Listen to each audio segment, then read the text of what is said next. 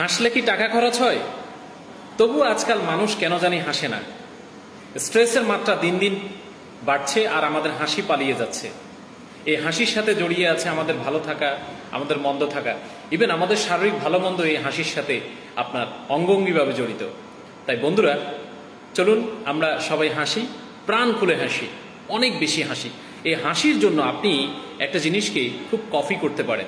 আপনার বাসায় যদি কোনো বাচ্চা থাকে, ছোট বাচ্চা থাকে, অথবা আপনার যদি আশপাশে কোনো ছোট বাচ্চা থাকে, আপনি তাকে লক্ষ্য করলে দেখবেন সে কিন্তু প্রাণ খুলে হাসে।